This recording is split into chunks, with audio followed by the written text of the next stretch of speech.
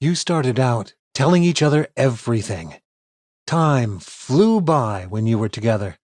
You listened intently when 1 Corinthians chapter 13 was read at your wedding. Love is patient. Love is kind. It does not envy. You nodded your head. It all seemed so easy then. But now, you have nothing to say to each other. The intimacy and trust you once enjoyed are gone, replaced by bickering, long silences, and hurried conversations about your schedules. Why do marriages become distant? Marriage is the most intimate of relationships. When a man and woman marry, they are meant to be one in heart and mind. God calls this being one flesh. Why do people who have pledged to be faithful, kind, and loving to one another become separate? Long ago, in the Garden of Eden, Adam and Eve enjoyed perfect intimacy with God and with each other. But when they disobeyed God, their intimate relationship with Him and with each other was destroyed. When you think about it, you'll notice that the way you treat your spouse reflects the way you treat God. The same things that cause distance in your relationship with God cause distance in your relationship with your spouse. Jesus told a parable that gives a graphic picture of what creates distance in our relationship with God and one another. According to Jesus, it's what's in your heart that makes intimacy with God and your spouse difficult. In the parable of the sower, he compares our hearts to 4 different kinds of soil.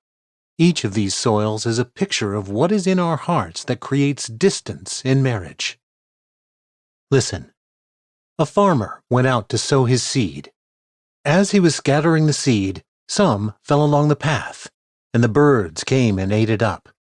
Some fell on rocky places where it did not have much soil. It sprang up quickly because the soil was shallow. But when the sun came up, the plants were scorched, and they withered because they had no root.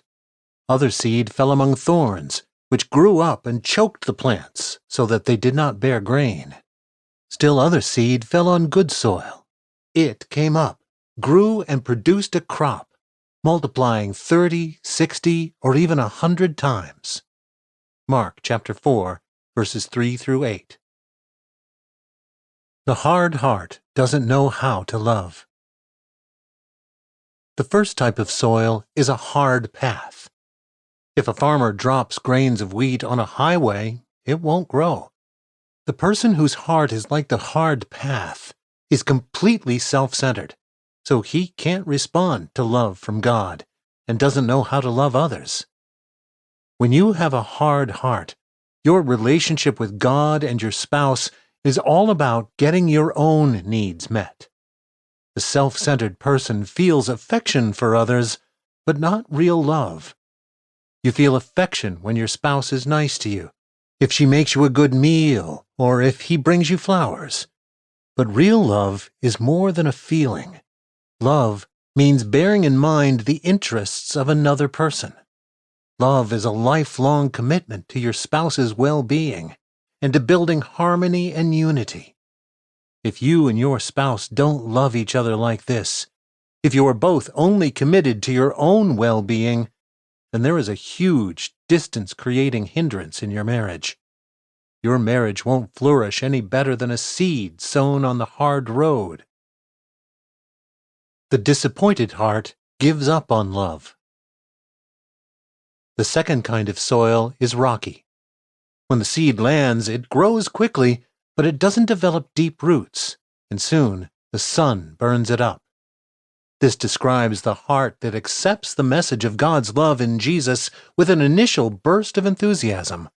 But when troubles come and life stops being easy and fun, the enthusiasm wanes.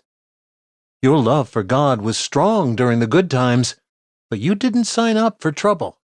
When troubles appear, you are filled with disappointment, and your love for God disappears.